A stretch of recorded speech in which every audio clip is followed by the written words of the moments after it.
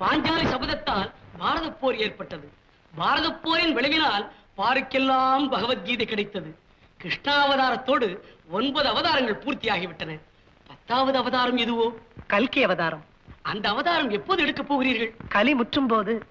கலி முற்றிவிட்டதென்று எப்படி தெரிந்து கொள்வது? சத்தியம் பொய்யாகும், தர்மம் தலை சாயும், அறநெறிகள் அலைமோதும், அதர்மம் அரசாளும், பருவநிலை மாறும், பசுமைக்கு பஞ்சம் வரும், வறுமை சதிராடும், மண்ணுலகே நரகாகும்.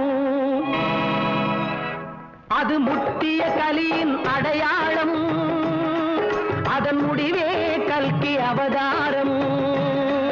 அது முத்திய கலியின் அடையாளம், அதன் முடிவே கல்கி அவதாரம். அதன் முடிவே கல்கி அவதாரம்.